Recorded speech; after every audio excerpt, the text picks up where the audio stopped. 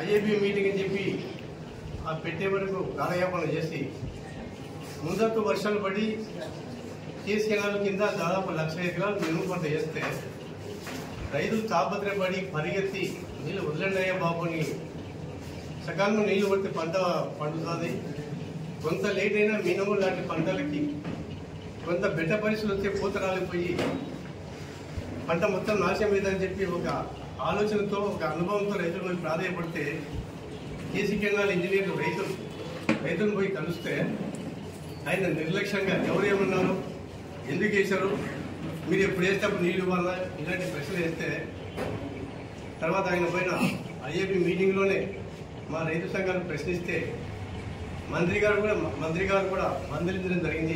ఈ గారిని ఇలాంటి పరిస్థితులు మనం ఉన్నాం ఈరోజు పోతిరెడ్డిపాడు కేసీ నీళ్ళకు సంబంధించి. తర్వాత గోదావరి బాలగచెర్ల 80,000 కోట్లతో ఒక ప్రాజెక్ట్, పెద్ద ప్రాజెక్టు చేస్తామని చెప్పి చంద్రబాబు చెప్తున్నాడు. కానీ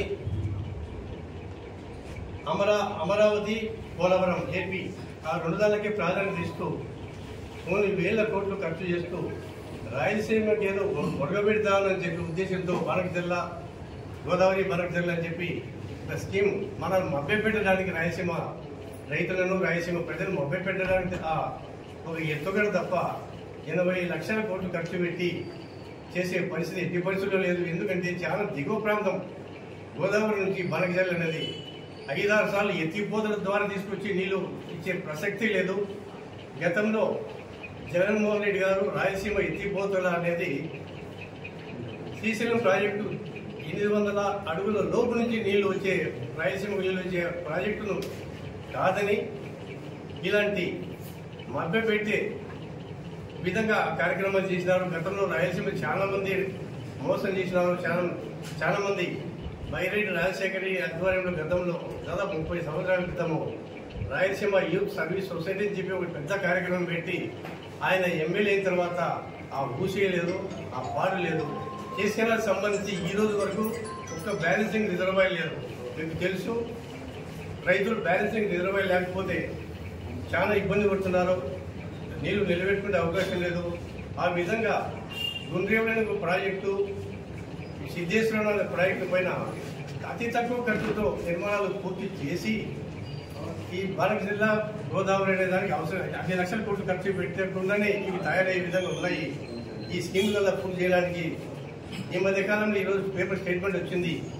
ఏబి వెంకటేశ్వరరావు ఆయన రిటైర్డ్ ఐపీఎస్ ఆఫీసరు ఈ సమస్యల పైన ఒక అవగాహన కోసం 4 నుంచి 6వ తారీఖు వరకు ఈ రాయలసీమలో పర్యటించి ఒక నివేదికను ఒక తయారు చేస్తామని చెప్పి ఆయన అంటున్నారు.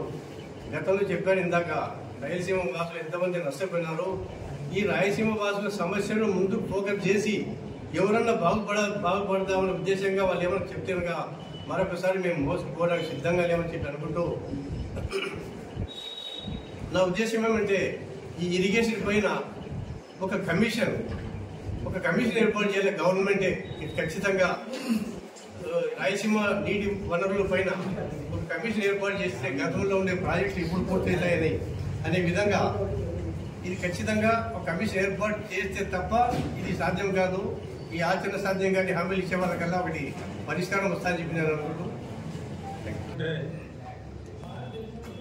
ఈ సంవత్సరంలో ఖరీఫ్లో కూడా ఎరువుల తీవ్రత ముఖ్యంగా యూరియా కొరత ఎక్కువ ఉంది. ఎందుకంటే మే జూన్లో ఈ మినుము పైరు కోసం ఇచ్చిన ఎరువులు కూడా ఇప్పుడు వాళ్ళు ప్యాడి కింద లెక్కేసి మీకు ఇంత ఇచ్చినామని చెప్పేసి రైతులకు యూరియా ఇవ్వకుండా చాలా అగ్రికల్చర్ డిపార్ట్మెంట్ వారు చాలా ఇబ్బందులకు గురి చేస్తున్నారు. అది కాకుండా ఒక ఊర్లో ఒక గ్రామంలో రెవెన్యూ రైతులకు పక్క గ్రామాల రెవెన్యూలో కూడా పొలం ఉంటుంది. మరి ఆ గ్రామంలో లేకుండా ఆ రెవెన్యూ గ్రామంలో తెచ్చుకోవడం కూడా ఇంతవరకు ఎప్పుడు జరగలేదు. మరి ఇప్పుడు ఆ విధంగా చెప్తూ మరి రైతులకు చాలా ఇబ్బంది పెడుతున్నారు. మరి ఎప్పుడు లేనంత కొరత ఉన్నా కూడా మరి అధికారులు మాత్రము ఎరువులు పుష్కలంగా ఉన్నాయి, ఎక్కడ కొరత లేదనేది చెప్తూ రైతులకు చాలా ఇబ్బంది పెడుతున్నారు. అది కాకుండా మరి వచ్చిన ఆర్బీసీలకు అంటే ఆర్ఎస్ రైతు సేవా కేంద్రాలకు వచ్చిన ఎరువులు కూడా మరి తెలుగుదేశం నాయకులే కూర్చొని పంచుతున్నారు. అగ్రికల్చర్ అసిస్టెంట్ పక్కన పెట్టి మరి రైతులకు అందరికీ కూడా ముట్టడం లేదు. మరి దీన్ని దృష్టిలో పెట్టుకొని మరి అధికారులు కూడా మరి అవకతవకలు జరగకుండా రైతులకు ఇబ్బంది పెట్టకుండా మరి ఎరువులు సప్లై చేయవలసిందిగా కోరుతున్నాం. నమస్కారం. గౌరవ ముఖ్యమంత్రి చంద్రబాబు నాయుడు గారి వేలా విశేషమేమో కానీ ఆయన ఎప్పుడు ముఖ్యమంత్రి పీఠం ఎక్కినా కూడా రైతులకు కష్టాలు నష్టాలు తప్ప ఎప్పుడు సుభిక్షంగా ఉన్న దాఖలాలు ఆయన 40 ఇయర్స్ ఇండస్ట్రీలో ఎప్పుడు నష్టాలే, ఎప్పుడు కష్టాలే. క్షామమన్న వస్తుంది, అతివృష్టి అన్న వస్తుంది, ఇటువంటి కొరతన్న వస్తుంది. ఈరోజు రైతులు వర్షాలు వచ్చాయి, అన్నీ బాగున్నాయి అని అనుకుంటే ఎరువుల కొరత, యూరియా కొరత, విత్తనాల కొరత, అన్ని రకాలుగా ఇబ్బందులే తప్ప వేరే ఏమీ లేదు.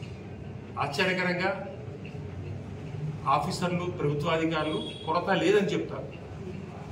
మళ్ళీ విచిత్రంగా కొరత లేదు, రైతులు ఇప్పటి నుంచే యూరియాను వచ్చే సంవత్సరానికి కూడా నిలబెట్టుకుంటారు అని చెప్తారు.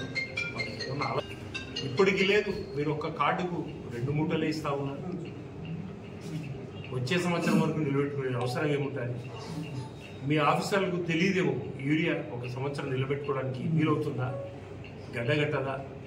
ఇప్పటికే మాకు లేకుండా ఇబ్బంది పెడతా ఉంటే వచ్చే సంవత్సరం కోసం అని చెప్పేసి అవగాహన రాహిత్యంగా మీకు ఇష్టం వచ్చినట్టు మాట్లాడతారు. సవివరంగా మన Nandyal incharge MLA, ex MLA గారు ఆధారాలతో సహా మీకు వివరంగా వివరిస్తారు.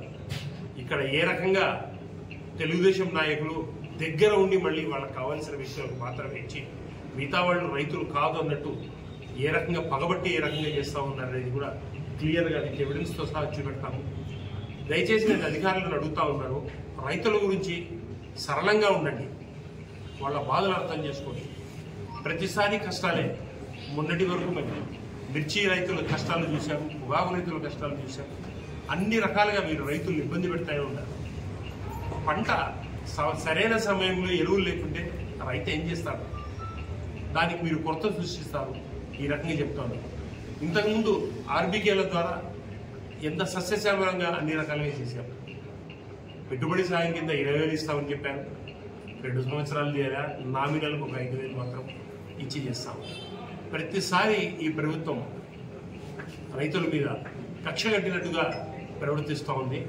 నేనైతే ప్రభుత్వాధికారులకు రిక్వెస్ట్ చేసేది ఏమంటే, సరైన క్రమంలో ఎరువులు అందరికీ నిష్పక్షపాతంగా లబ్ధిదారులకు అందరికీ వచ్చే రకంగా ప్రభుత్వానికి రిక్వెస్ట్ చేసి ఎరువుల కొరత లేకుండా, యూరియా కొరత లేకుండా, ఇంకా యూరియాను తీసుకొని వచ్చేసి ఎవరికి ఎంత కావాలో అంత చేసే రకంగా ఉండి బ్లాక్ మార్కెట్కు తరలిపోకుండా చర్యలు తీసుకోవాల్సిందిగా కోరుతా ఉన్నాను. నమస్కారం. ముఖ్యంగా మన రాష్ట్రంలో ఈనాటి ఒక రైతుల పరిస్థితి గురించి ఈరోజు మాట్లాడదాం అనేది మీకు ముందుకొచ్చాం. చంద్రబాబు నాయుడు గారు ఏ విధంగా అయితే అన్నపూర్ణగా భావించే ఆంధ్రప్రదేశ్లో రైతన్నలని కష్టాలు పెట్టినారో, ఏ విధంగా అయితే రైతన్నల మీద బుల్లెట్లతోటి కాల్పులు చేస్తున్నారు, గతంలో రైతులందరినీ కూడా విస్మరించి అన్నపూర్ణగా భావించే ఆంధ్రప్రదేశ్ని అన్నదాతలు బాధలతోటి ఇబ్బంది పడే పరిస్థితికి తీసుకొచ్చారు. మరి చంద్రబాబు నాయుడు గారికి మరొకసారి అవకాశం ఇచ్చారు ప్రజలు. మరి ఈసారైనా మారుతాడేమో. దాదాపు 40 సంవత్సరాల పాటు ఎక్స్పీరియన్స్ ఉంది, రైతన్నలకి కష్టాలు తీరుస్తాడేమో. ఆ దగ్గర వర్షాలు లేకపోయినా సరే పైన వర్షాలు కురిసి నీళ్లు పుష్కలంగా ఉన్నాయి, మన కష్టాలు తీరుస్తాడేమో. ఈసారి ఇప్పుడు చెప్పినట్టు విధంగా గతంలో రైతులకి రుణమాఫీ అని చెప్పి ఎగ్గొట్టినా సరే అన్నదాత సుఖీభావ అని చెప్పేసి ఈసారి మమ్మల్ని ఆదుకుంటాడేమో అని ఒక ఆశతోటి ఎదురు చూస్తున్నటువంటి రైతన్నలకి ఇప్పటికీ 7 3 నెలల కాలం దాటింది. ఈనాటి వరకు కూడా ఎటువంటి మేలు జరగలేదనేది వాస్తవ పరిస్థితుల్లో అర్థం పడుతోంది. స్వయంగా క్లుప్తంగా చెప్పాలి, ఈ రాష్ట్రంలో రైతన్నల పరిస్థితి ఏ విధంగా ఉంటుందని చెప్పేసి వైఎస్ఆర్సీపీ నాయకుల నోటి నుంచి కాదు, సాక్షాత్ చంద్రబాబు నాయుడు గారే చెప్పారు నిన్న.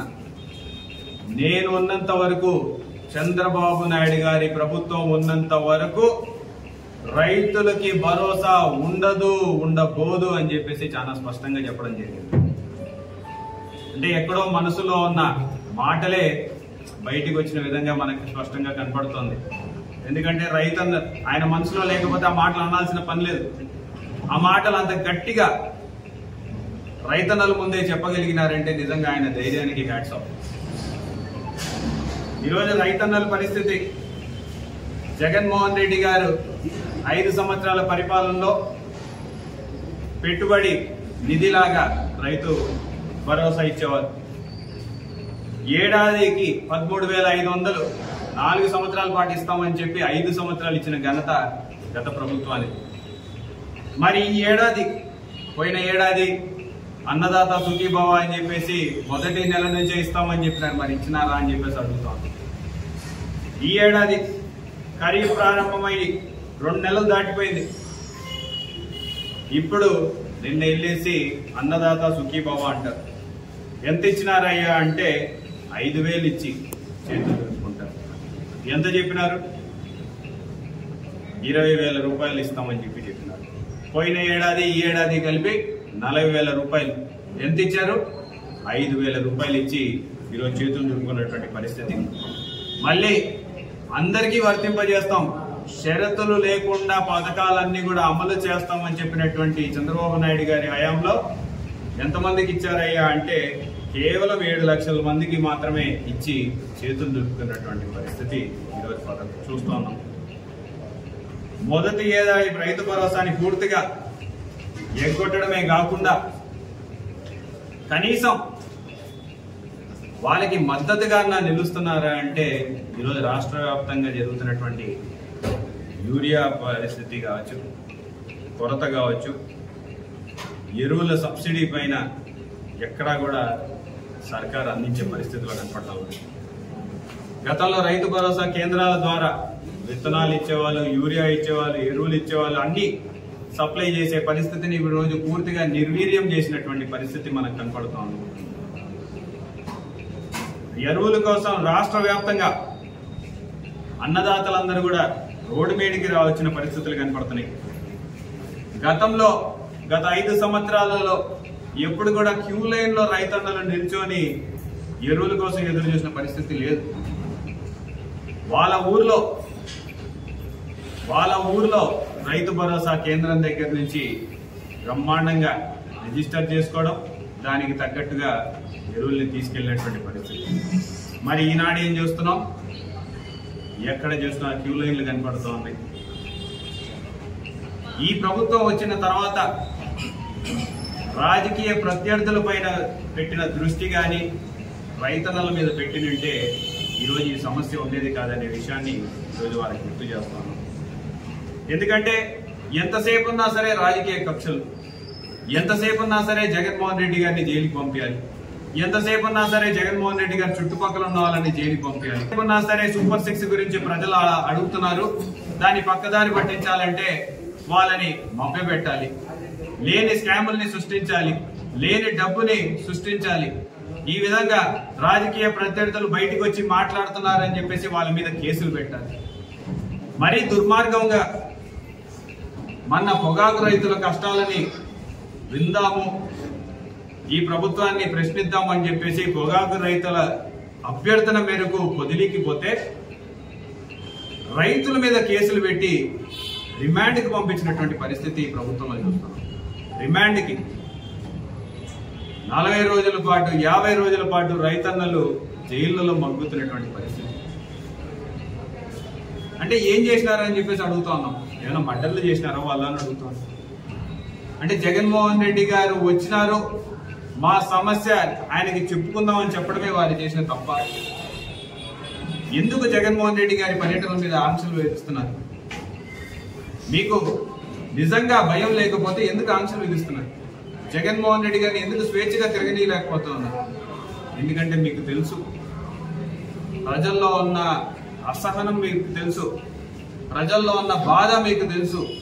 ఎక్కడ జగన్మోహన్ రెడ్డి గారిని చూసి వాళ్ళందరూ కూడా బయటికి వస్తే అదుపు చేయడం కష్టము, రేపొద్దున మా ప్రభుత్వానికే అరిష్టం అని చెప్పేసి ఈరోజు భావిస్తున్న పరిస్థితి కనపడుతోంది. మరి ఈరోజు రైతుల మీద కెట్టిన కేసుల గురించి ఈనాటి వరకు మాట్లాడడం లేదు. అలాగే వాళ్ళకి తెలియదా అనుకుంటే IVRS ద్వారా రెగ్యులర్ గా మీకు తెలుసు చంద్రబాబు నాయుడు గారు వచ్చినారంటే ప్రతి ఒక్కరు పనితీరు పైన IVRS సర్వేలు అని చెప్పేసి చేస్తూ ఉంటారు. IVRS కాల్స్ అని నాకు తెలిసి ఇక్కడ ఉన్న అందరికీ కూడా ఫోన్లు వచ్చింటాయి. ఎలా ఉంది మీ పరిస్థితి, ఎరువులు సక్రమంగా అందుతున్నాయా లేదా, మీ ఎమ్మెల్యే పనితీరు బాగుందా బాగాలేదా, ఏమొచ్చినా ఆ రిజల్ట్స్ కూడా బయట పెట్టమని చెప్పండి. పత్రికల్లో రాశారు కదా ఈ ప్రభుత్వం మీద ఎంత తీవ్ర వ్యతిరేకత నెలకొనింది అనేది ప్రభుత్వం మీద రాశారు కదా, ఆ పత్రికల్లో వచ్చాయి కదా, ఆ రిపోర్ట్ బయట పెట్టమని చెప్పండి. ఎక్కడ అన్నదాతలు సుఖంగా ఉన్నారు, ఎక్కడ సంతోషంగా ఉన్నారో ఒకసారి చెప్పమని చెప్పండి. ఈరోజు కాల్ సెంటర్లకి రైతన్నలు ఫోన్లు చేసి మరి మాకు తీవ్రమైన కొరత ఉంది, దీన్ని ఎవరు పట్టించుకోవడం లేదు, మా గాడ ఎవరు వినడం లేదు అని చెప్పిన దాఖలాలు లేవా అని చెప్పేసి అడుగుతాను. ఇది వాస్తవం కాదా అని చెప్పేసి అడుగుతాను. సబ్సిడీలో ప్రభుత్వం ఎరువులను అందించాల్సిన పరిస్థితి నుంచి ఈరోజు కొరత లేదు అని ఒకవైపు చెప్తుంటారు. కొరత ఉందా లేదా అనేది పాత్రికేయ మిత్రులందరికీ తెలుసు. మరి ఇది నిజమైన కొరతనా, కృత్రిమంగా వీళ్ళు సృష్టించిన కొరతనా అనేది కూడా తెలియాల్సిన ఆవశ్యకత ఉంది. ఎందుకంటే మార్కెట్లో ఈరోజు బ్యాగ్ మీద 240, 250కి రావాల్సిన దాన్ని దగ్గరగా 370, 400, 400 పైన. అంటే ఎవరు వ్యాపారం చేసుకోగలిగితే ఎవరి డిమాండ్ ఎక్కువగా ఉంది, మేము సప్లై చేయాలంటే మాకింత. కేవలం మళ్ళీ అదొకటే ఇస్తారా అంటే లేదు, వాళ్ళకి అమ్ముడుపోని స్టాక్ ఏమైనా మిగిలి ఉంటే అవన్నీ కూడా దీంట్లో పనిలో పనిగా మీరు దొప్పేయండి అని చెప్పేసి ఈరోజు ఆ మాదిరిగా వ్యాపారం చేస్తున్నారు. ప్రభుత్వమే ప్రోత్సహిస్తుంది, ప్రభుత్వ పెద్దలే ప్రోత్సహిస్తున్నారు. మరి దీని మీద అధికారులు ఏం సమాధానం చెప్తారో ఒకసారి ధైర్యంగా అధికారులందరినీ కూడా పల్లెటూరులోకి వచ్చి తిరగమని చెప్పేసి అడుగుతాను. రైతుల దగ్గరికి రమ్మని చెప్పి అడుగుతాను. వచ్చి నిల్చొని మాట్లాడి కొరత లేదు అని చెప్పే ధైర్యం ఏ అధికారికన్నా ఉందా అని చెప్పేసి అడుగుతాను. ఎవరు ఆ ధైర్యం చేయలేదు. మరి గతంలో అన్న కనీసం పంటకి మద్దతు ధర లేకపోతే గిట్టుబాటు ధర కల్పిస్తూ వారికి అండగా నిల్చుందాం. ఈరోజు ఆ సాయం చేయడానికి ఆ ధర స్థిరీకరణ నిధే లేదు, ఆ డబ్బులే లేవు. ధాన్యాన్ని కొనుగోలు చేసేసి 24 గంటల్లో అకౌంట్లో డబ్బులు వేస్తామని చెప్పినారు. 2 నెలలు అయింది, వచ్చినాయా అందరికీ అకౌంట్లో డబ్బులు అని చెప్పేసి అడుగుతుంది. మామిడి రైతు పరిస్థితి 22 నుంచి 29 రూపాయల వరకు ధర పలికేది కిలో 2 రూపాయలు. ఆ రైతన్నలు కష్టాలు చెప్పుకుందాం నాయన జగన్మోహన్ రెడ్డి గారు రండి అని చెప్పేసి వాళ్ళు పిలిస్తే 500 మందికి పర్మిషన్. అసలు ఏం జరుగుతుంది? ఎందుకు అంత భయపడతా ఉన్నారు? కొంతమంది రైతన్నలు అడుగుతూ ఉంటే ఎందుకు పర్మిషన్ ఇవ్వలేకపోతా ఉన్నారు? మీకు నిజంగా ధైర్యం ఉంటే జగన్మోహన్ రెడ్డి గారిని ఫ్రీగా తిరగనిచ్చేలాగా చేయండి. కోకో రైతుల కష్టాలు, ఆక్వా రైతుల కష్టాలు, మిర్చి రైతన్నల కన్నీళ్లు, పొగాకు రైతన్నల పరిస్థితి మీరు చూసినారు. దాని మీద ప్రశ్నించడానికి పోతే, దాని మీద రైతు జగన్మోహన్ రెడ్డి గారిని కలవనికి పోతే వాళ్ళ మీద కేసులు, రిమాండ్లు, 40 రోజుల పాటు శిక్ష. మరి ఈ ప్రభుత్వంలో మర్డర్ చేసిన వాళ్ళన్న రోజుల పరిస్థితి. ఇంకా విచిత్రమైన పరిస్థితి ఏంటంటే ప్రతి ఒక్క నియోజకవర్గంలో జరుగుతుంది. మా నియోజకవర్గం కూడా అతీతం ఏం కాదు. అధికారులు చేయాల్సినటువంటి పని, అధికారులు కూర్చొని ఇంత స్టాక్ వచ్చింది, ఇంతమంది రైతులకి ఇంత డిమాండ్ ఉంది, ఆ డిమాండ్కి తగ్గట్టుగా మీరేమో కొరత లేదంటున్నారు కాబట్టి వాళ్ళకి ఎంత కావాలంటే అంత సప్లై చేయాలి. ఈరోజు ఏ ఊర్లో అధికారులు చేస్తున్నారో నాకు ఒకసారి చెప్పమని చెప్పారు. ఏ ఊర్లో అయినా సరే అధికారులు కూర్చొని అధికారుల చేతుల మీదుగా చేస్తున్నటువంటి పరిస్థితి ఉందా? ఈరోజు తెలుగుదేశం నాయకులకి ఏం పని? రైతు భరోసా కేంద్రాల్లో లేకపోతే ఎరువులు పంచే దగ్గర, యూరియా పంచే దగ్గర తెలుగుదేశం నాయకులకి ఏం పని? అంటే వాళ్ళ కనసైగల్లోనే పంపిణీ జరగాల. మళ్ళీ మాట్లాడితే వీళ్ళన్ని అబద్ధాలు చెప్తారు, వీళ్ళ ఊరికే నెపం నెడతారు, ప్రభుత్వం మీద మాట్లాడాలి కాబట్టి మాట్లాడతారు. మేము ఈరోజు సాక్ష్యాలతో సహా చూపిస్తాం.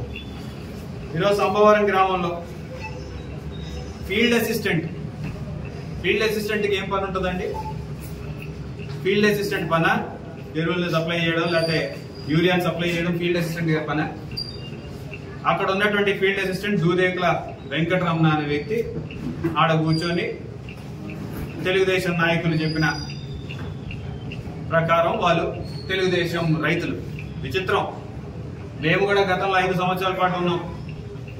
ఏనాడైనా సరే మా నాయకులందరూ వచ్చి అడిగితే రైతన్నల పరిస్థితి ఇట్లుంది, రైతన్నలకు నీళ్లు కావాలి, రైతన్నలకి ఎరువులు కావాలి, రైతన్నలకి సీడ్స్ కావాలి, లేకపోతే యూరియా కావాలని రైతన్నల కోసం అడిగినారే తప్పితే తెలుగుదేశం పార్టీ రైతులు, వైసీపీ పార్టీ రైతులు అని ఎప్పుడు వేరు చేసి చూడాలి.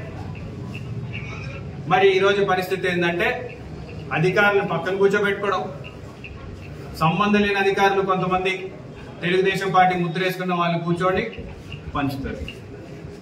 ఫీల్డ్ అసిస్టెంట్ సంభవరాలు అయితే ఫీల్డ్ అసిస్టెంట్, మరి అగ్రికల్చర్ అసిస్టెంట్ పరిస్థితి ఏంటంటే ఆమె ఎక్కడో పక్కన పెట్టి ఏమా ఎందుకు అంటే పై నుంచి రావడం లేదు, మేము ఏం చేయమంటారు. మరి జూలపల్లి పరిస్థితిలో నిజంగా ఆ రోజు కానీ సమన్వయంతో లేకపోయిందంటే ఒక పెద్ద గొడవ జరగాల్సింది. ఈరోజు ఊర్లలో ప్రశాంతంగా బ్రతుకుతున్న పరిస్థితుల నుంచి మళ్ళీ పాత రోజులకి తీసుకెళ్తున్నటువంటి పరిస్థితి ఈ తెలుగుదేశం ప్రభుత్వంలో జరుగుతుందనేది వాస్తవం. ఈరోజు మాకు రావాల్సింది మాకు ఇవ్వండి, మా రైతన్నలకు ఇవ్వండి అని చెప్పేసి మా సర్పంచ్ అడిగితే మా సర్పంచ్నే తీసుకెళ్లేసి పోలీస్ స్టేషన్ పంపిస్తారు. ఏ సర్పంచ్ అడగకూడదా? మాకెందుకు ఇయ్యరు అని చెప్పేసి అడగకూడదా? తప్ప. ఎవరు కూర్చొని చేస్తారయ్యా అంటే జూలపల్లి పెద్ద సుబ్బారావు, రెడ్డి రవి. తెలుగుదేశం నాయకుల కాదా కనుక్కోండి. ఏం పని ఉంటుంది తెలుగుదేశం నాయకులకి? అధికారులా లేకపోతే తెలుగుదేశం నాయకుల పంచాల్సింది? రైతన్నలు ఎవరిని అడగాలి? ఎవరి దగ్గర డిమాండ్ రేజ్ చేయాలి? మాకింత కావాలి అని చెప్పేసి ఎవరి దగ్గరికి వెళ్ళి అడగాలో ఒకసారి మేము అడుగుతా ఉన్నాం. ఈరోజు ఇది జూలపల్లి. ఆ రోజు నిజంగా ఘర్షణ జరగాల్సినటువంటి పరిస్థితి. పైపెచ్చిగా తప్పుడు కేసులు పెట్టండి అని అధికారుల మీద ప్రెషర్.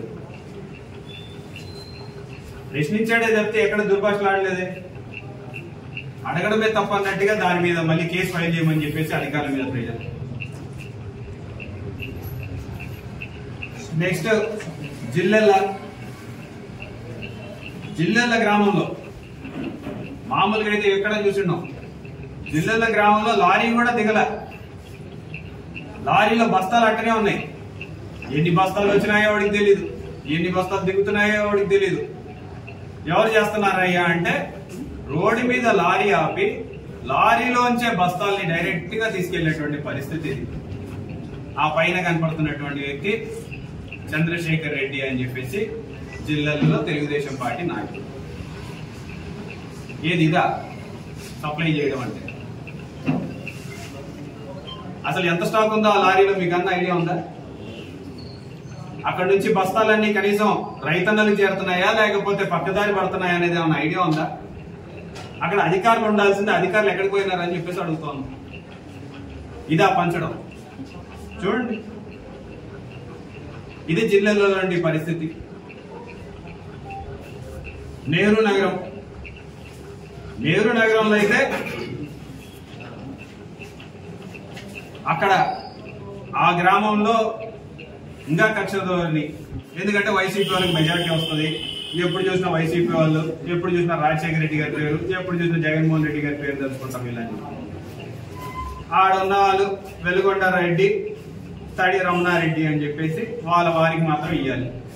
సరే, మిగతా వాళ్ళ దగ్గర నుంచి అగ్రికల్చర్ అసిస్టెంట్ వాళ్ళకి డబ్బులు తీసుకొని రైతుల దగ్గర నుంచి వాళ్ళకి ఇంత కావాలి అని చెప్పేసి ఆమె నోట్ చేసుకుంటే బలవంతంగా మళ్ళీ ఆ డబ్బులు తిరిగి రైతన్నలకి ఇప్పించారు.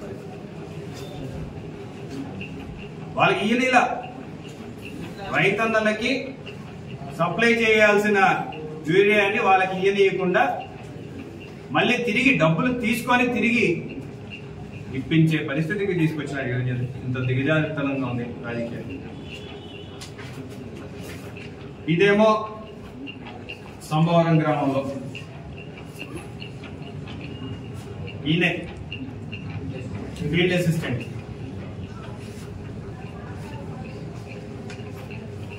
ఫోటో కూడా బ్రహ్మాండంగా బాగా క్రిస్టల్ క్లియర్ గా కనపడుతున్నాడు మనిషి. కొంచెం నవ్వనాల్సింది, స్మైల్ అని చెప్పి. కాబోలు ఆడే ఏకంగా టీడీపీ నాయకుడు గోడౌన్ కాడ తిప్పడం, తమ వారికి కావాల్సిన వారిని మాత్రమే పిలిపించుకోవడం, ఆడి నుంచి యూరియా పంచడం. పోలూరులో పాపం తెలుగుదేశం పార్టీకి ఇద్దరు నాయకులు ఉన్నట్టున్నారు. 2 లారీలు వస్తే ఒక లారీ ఏమో అక్కడ ఉన్నటువంటి జోజిరెడ్డి గారికి, ఇంకొక లారీ ఏమో అక్కడ ఉన్నటువంటి ఇంకొక నాయకుడు జయచంద్రారెడ్డి గారికి. వాళ్ళ హయాంలో వాళ్ళ చెప్పిన వారికి, వాళ్ళ మనుషులకి ఇచ్చుకుంటారు. ఇంకా మిగతా రైతులందరూ ఎవరి నీళ్ళు అడగాలి? మిగతా రైతులు ఎవరి దగ్గరికి వెళ్ళి అడగాలి అంటున్నారు. నేను ఒకటే అడుగుతున్నా, డిఏఓ గారు ఉన్నారు, మరి ఇవన్నీ ఆయనకి తెలుసా తెలీదా అని చెప్పేసి అడుగుతున్నా. డిఏఓ గారు, మీరు దగ్గరుండి ఇవన్నీ పరిష్కరించాల్సిన పరిస్థితుల నుంచి ఈరోజు మరి మీకు పని భారం ఎక్కువైనట్టుంది. మీరు అవకాశం ఇస్తే మీకు కుర్చీలో కూడా తెలుగుదేశం నాయకుడిని కూర్చోబెడితే ఇంకా సంతోషపడుతున్నారు. ఈఓ గారి కుర్చీలో కూడా ఒక తెలుగుదేశం నాయకుడు వెళ్ళేసి ఒక కండువా వేసుకొని కూర్చుంటే మేము కూడా ఇంకా సంతోషిస్తాం. ఇంకా అదొక్కటే జరగాలి. అది పరిస్థితి ఈరోజు. పైన అధికారులకేమో బ్రహ్మాండంగా నడుస్తున్నాయి, అసలు ఎక్కడ కొరత లేదు, రైతన్నలందరూ సుభిక్షంగా ఉన్నారు, అన్నదాత సుఖీభవ. ఎప్పుడు కూడా మరొకసారి మోసపోయామే అనే పరిస్థితికి మళ్ళీ బాధపడే పరిస్థితి. గతంలో ప్రభుత్వాలు ఇన్సూరెన్స్ డబ్బులు వాళ్ళు కడితే ఈ రోజు రైతుల నుంచి దాక్కునే పరిస్థితి. గతంలో వైఎస్ఆర్సీపీలో ట్యాక్స్ ని వసూలు చేయకుండా వదిలేస్తే ఈ రోజు ఆ ట్యాక్స్ తో సహా వడ్డీతో సహా వసూలు చేయమని చెప్పేసి హుకుం జారీ చేసి ఈరోజు రైతన్నలందరినీ అడ్డించారు. అంటే ఇవన్నీ కూడా ఎందుకు మీ ముందు మాట్లాడుతున్నామంటే, కేవలం ఏదో ప్రతిపక్షంలో ఉన్నాం కాబట్టి ప్రభుత్వం మీద బురద జల్లాలనే ఆలోచన మాకు లేదు. వాస్తవాలు మీకు చూపియాలి, ప్రజలు కూడా చూడాలి, రైతన్నల కష్టాలు తీర్చాలి. ఈ ప్రభుత్వం ఏదైతే మాట చెప్పిందో ఆ మాట మీద నిలబడే విధంగా మనందరం కూడా ప్రెజర్ పెట్టాల్సిన పరిస్థితి ఉంది. ఎందుకంటే ఈ రోజు పరిస్థితి ఎట్లుందంటే చెవిటోల ముందు శంఖం ఊదిన పరిస్థితి. ఎంత మొత్తుకున్నా సరే ఒకరేమో కళ్ళు మూసుకున్నారు, ఒకరేమో చెవులు మూసుకున్నారు, ఒకరేమో నోరు మూసుకున్నారు. ఇది ఈరోజు ఆంధ్ర రాష్ట్రం. ఇవన్నీ చేయండి అయ్యా అంటే, రైతన్నల మీద దృష్టి పెట్టండి అయ్యా అంటే ఎక్కడ లేని పనులు. ఎక్కడో ఆడ స్కామ్ జరిగింది, ఈడ స్కామ్ జరిగింది అన్నారు. తీరా చూస్తేనేమో 3,500 కోట్లు అన్నారు. సంవత్సరం నుంచి 5 సంవత్సరాలు ఎప్పుడు డబ్బు పట్టుబడలే, సంవత్సరం నుంచి కూడా డబ్బు పట్టుబడలే. ఇప్పుడేమో ఆడాడ డబ్బులు కనపడుతుంది. ఆ డబ్బులు ఎవరు పెడుతున్నారు? ఆ డబ్బులు పెట్టి ఎవరు నిర్మించాలి ఇవన్నీ ప్రజలకు తెలియదని మీరు అనుకుంటే అది మీ అవివేకం అని చెప్పి తెలియదు. ఇంత దిగజారుతనమైన పరిస్థితి అయితే గతంలో ఎప్పుడు కూడా చూడలేదు. రాజకీయాల్ని పూర్తి స్థాయిలో దిగజార్చి ఈరోజు పరిపాలన చేస్తున్నటువంటి పరిస్థితి.